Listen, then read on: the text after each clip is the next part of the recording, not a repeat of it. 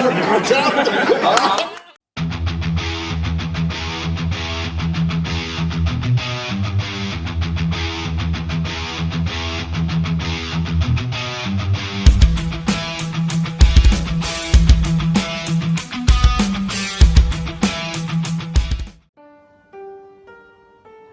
chess lover semua, senang bertemu dengan chess lover semua dimanapun berada. Apa kabar hari ini? Ya, saya berharap semua chess lover yang ada di Indonesia, bahkan di seluruh dunia dimanapun berada, semuanya baik-baik saja, sehat walafiat, dan tetap dalam suasana sukacita. Baik, pembahasan kita masih sama seputar catur. Namun kali ini kita akan membahas sesuatu yang berbeda, ya, di mana sempat viral peristiwa Magnus Carlsen, sang juara dunia yang fenomenal, kalah oleh pemain catur amatir asal Armenia. Ya, bagaimana itu bisa terjadi? Ya, hal itu bisa terjadi pada pertandingan catur blitz, catur cepat, yang berlangsung pada 2014 silam di kota Yerevan, Armenia.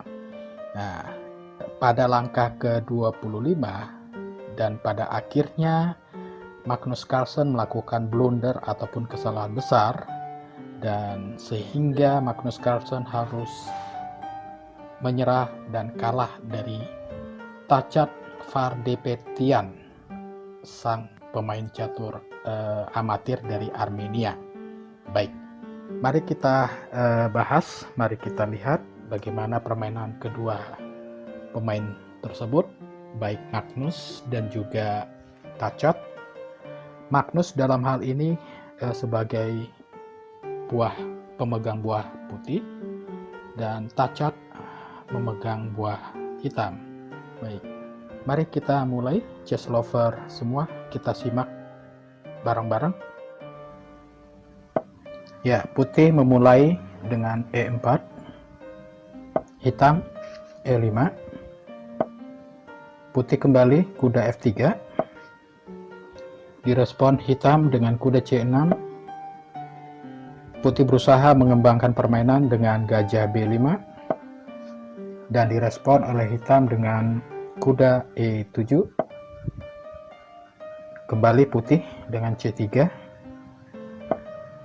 dan di sini hitam merasa kurang nyaman dengan adanya gajah putih yang mengancam kuda, dan di sini hitam berusaha untuk mengusir gajah putih dengan menjalankan bidak A6, dan putih merespon dengan menghindar gajah A4, dan kembali hitam H6, dan putih kembali D4. Ya, direspon oleh hitam E kali D4, dan kembali direspon oleh putih dengan C kali D4. Jadi di sini polanya adalah putih berusaha untuk menguasai petak tengah, ya. Jadi dua pion bidak putih yang ada di tengah itu menjadi suatu kekuatan tersendiri, ya, berusaha untuk mengontrol permainan di tengah. Baik, selanjutnya hitam berusaha mengembangkan permainan dengan kuda G6, direspon oleh putih dengan kuda C3. Hitam berusaha mengembangkan permainan dengan gajah B4, sekaligus di sini hitam juga berusaha untuk melakukan rokade, dan di sini putih merespon permainan hitam dengan melakukan rokade, dan gajah hitam memakan kuda C3, dan di sini B kali C3, pion putih memakan gajah hitam yang ada di C3, dan hitam melakukan rokade. Di sini putih memainkan gajah C2, hitam D6, putih D5, kuda hitam menghindar ke kuda bergerak ke E5, putih mengembangkan permainan kuda D4, hitam menteri E7, putih F4 mengancam kuda hitam. Dan di sini hitam tidak langsung menghindar atau melangkahkan kuda hitam yang sedang diancam oleh pion putih. Akan tetapi di sini hitam coba mengancam menteri putih dengan menjalankan gajah ke G4 ya. Baik, kita lanjutkan. Putih menteri ke E1 dan hitam menjalankan kuda menghindar dari ancaman pion putih. Jadi kuda ke D7 dan kembali bidak atau pion putih mulai masuk ke daerah pertahanan hitam. Ya, putih menjalankan bidak F5 mengancam kuda hitam. Hitam merespon menjalankan kuda ke E5 menghindar dari ancaman bidak putih. Selanjutnya putih mengancam gajah hitam ya yang ada di G4 dengan putih menjalankan H3 dan direspon oleh hitam gajah ke H5 menghindar dari ancaman bidak putih.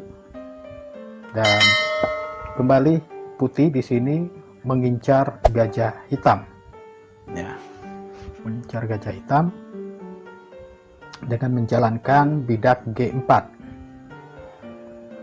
Dan di sini hitam merespon langkah putih ya dengan gajah kali G4 dan putih merespon dengan bidak H makan gajah G4 dan kembali hitam merespon dengan kuda makan G4. Nah, kembali putih mendebarkan ancaman ke daerah pertahanan hitam dengan menjalankan bidak F6 mengancam menteri sekaligus berusaha untuk membongkar pertahanan hitam di sini ya. Ya, merespon ancaman bidak putih, hitam menjalankan menteri ke E5 dan di sini tujuan hitam adalah coba memberikan ancaman kepada raja putih ya. Jadi Anda bisa lihat kalau saja misalnya putih tidak menyadari akan ancaman tersebut ya, maka akan berakibat fatal, raja putih akan mati ya. Ya, chess lover di sini untuk merespon ataupun untuk mengantisipasi ancaman menteri hitam terhadap keselamatan raja putih. Ya, dalam hal ini hitam coba memainkan gajah, menjalankan gajah ke F4 bertujuan selain mengancam menteri juga mengamankan area pertahanan putih ya. Di sini merespon langkah putih tersebut, kembali hitam melangkah menjalankan menteri hitam ke H5. Nah, di sini langkah hitam direspon oleh putih memakan bidak di depan raja. Jadi bidak F6 kali G7. Nah, putih sengaja melakukan hal tersebut untuk memancing agar Raja Hitam memakan bidak tersebut, sekaligus mengancam benteng hitam. Tapi dalam hal ini, hitam tidak meladeni, tidak melayani permintaan putih, dan lebih memilih menjalankan benteng ke E8. Dan untuk merespon langkah hitam tersebut, putih kembali menjalankan menteri ke G3. Tujuan dari putih untuk menjalankan menteri ke G3 adalah untuk menambah kekuatan pertahanan dan juga memberikan tekanan kepada pertahanan hitam dalam hal ini. Untuk merespon langkah putih tersebut, hitam juga menambah kekuatan untuk pertahanan dengan menjalankan kuda ke F6. Ya, jadi di sini juga tujuan dari kuda F6 itu bertujuan untuk membackup kuda yang ada di G4. Ya. Merespon langkah hitam tersebut, putih juga menambah kekuatan untuk menekan pertahanan hitam dengan menjalankan kuda ke F5. Ya. Jadi pertahanan hitam mulai mendapat gempuran yang lebih kuat dari pasukan-pasukan putih. Dan langkah tersebut direspon hitam dengan menjalankan kuda memakan pion yang ada di E4. Ya, kuda memakan pion yang di E4. Sekaligus di sini kuda juga mengancam menteri putih. Nah, disinilah letak kesalahan atau blunder yang dilakukan Magnus Carlsen sebagai pemegang buah putih. Ya, untuk merespon ancaman kuda hitam, Magnus Carlsen ataupun putih meresponnya dengan memakan kuda hitam yang ada di G4. Jadi menteri putih memakan kuda G4. Kesalahan ataupun blunder yang dilakukan putih tidak disia-siakan oleh hitam dengan melihat peluang bahwa menteri putih gratis, ya.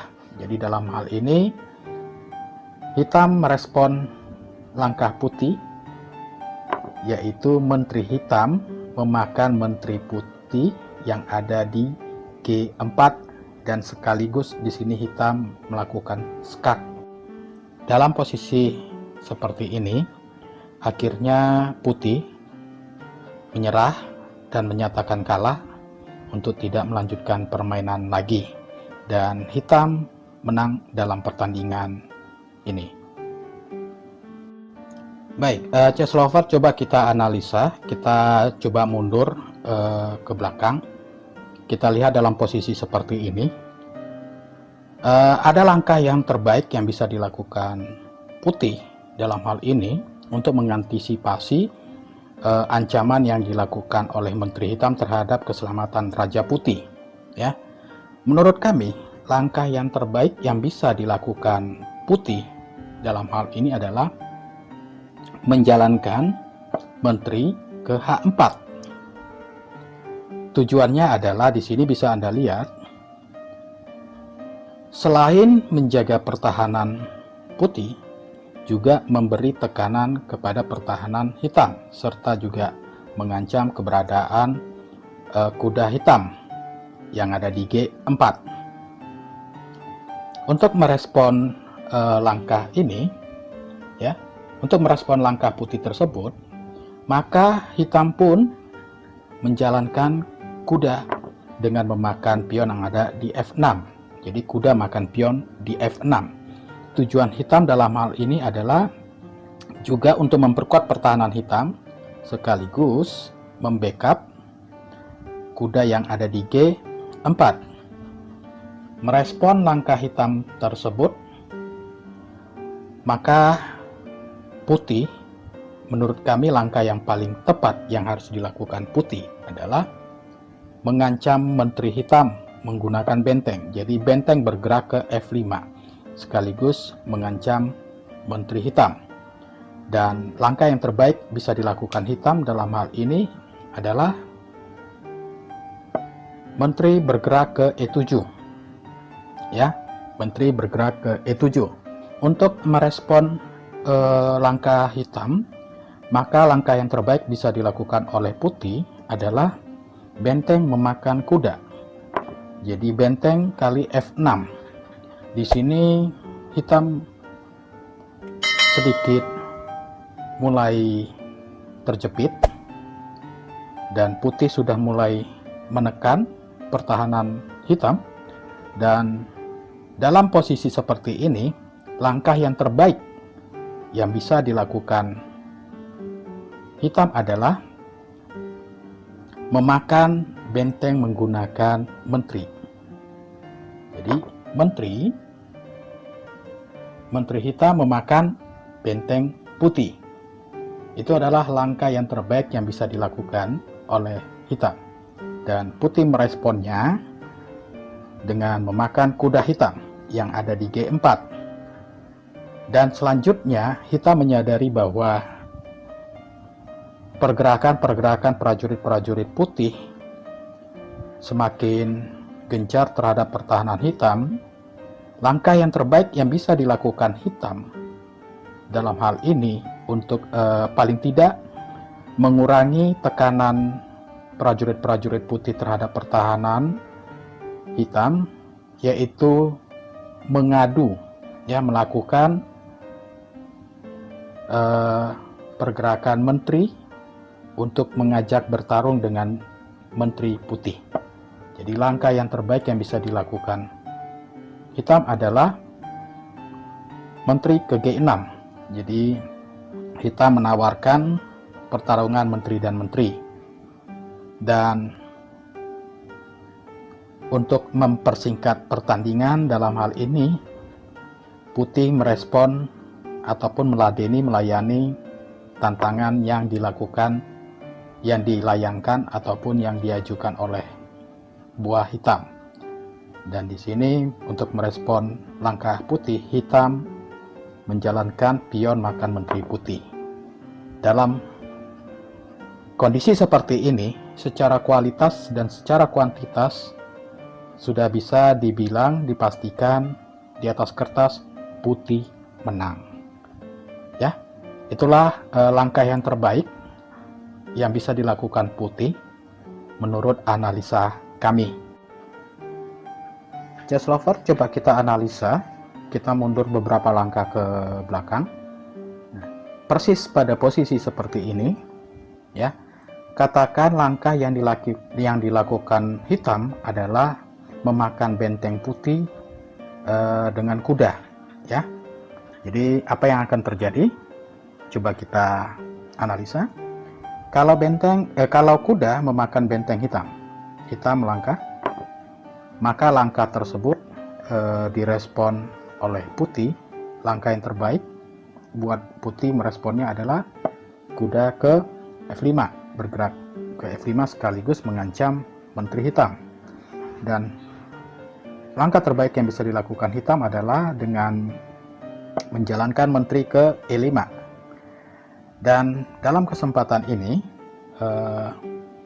respon yang dilakukan hitam untuk menjawab respon yang dilakukan putih untuk menjawab langkah hitam, yaitu gajah memakan bidak yang ada di H6. Ya, jadi di sini putih mulai melakukan tekanan-tekanan secara spontan, dan langkah ini direspon oleh hitam memakan gajah putih. Ya, jadi dan untuk langkah hitam ini putih merespon kembali dengan memakan bidak menggunakan kuda sekalian skak.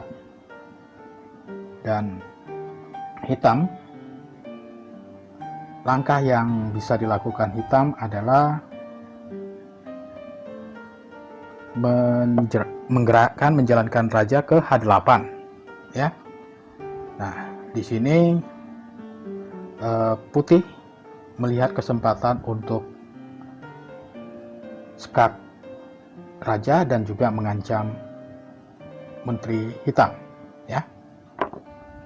Dan direspon oleh Hitam mengamankan raja ke G7, raja bergerak ke G7, dan Menteri Hitam pun jadi santapan kuda putih. Nah, dalam posisi seperti ini jelas secara kualitas dan kuantitas pun putih jauh lebih unggul dari hitam, dan kecil kemungkinan untuk hitam bisa memenangkan pertandingan ini. Jadi pada dasarnya langkah-langkah yang dilakukan putih, kalau tidak melakukan blunder ataupun kesalahan fatal, sudah cukup baik dan bisa memenangkan pertandingan. Tetapi yang namanya kesalahan, siapapun bisa melakukannya, apalagi dalam pertandingan catur cepat, blitz, sedikit waktu untuk bisa berpikir.